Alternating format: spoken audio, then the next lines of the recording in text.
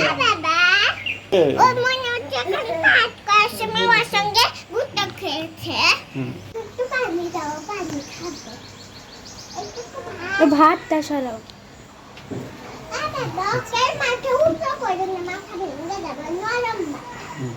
ওর মুখে ব্যথা লাগছে। কোথায় যে লাগছে আমি কি শব্দ শুনেছি। ও হা করতেছে খালি। ওই তো মানে নাকি বাচ্চা কি বুঝতেছি না।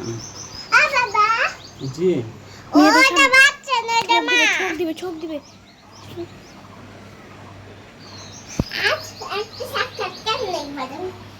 আমাদের বিখ্যাত আদিবাসা ফেলে গোয়াল পাখি, এখানে একটা গোয়াল তো টপিক দেখো তো দেখি উনি চেনে কি নাই। সামান্য জানাটা ধরি তুমি ফ্যানটা ধরো তো। হ্যাঁ বাবি দেখে তো মনে হচ্ছে ব্ল্যাক পাখি। আমি আমি যদি ফ্যানটা পড়ে ওই দিকে দেখি যে ওই পাখিটা রক পাখি, রক পাখি উড়বে মনে হয়। উঠতে পারবে না, তাহলে উড়বা কেন? হ্যাঁ তুমি উঠতে পারবে না, তাহলে উঠতে পারবে না। উপর থেকে এগুলা এটা কি পাখি?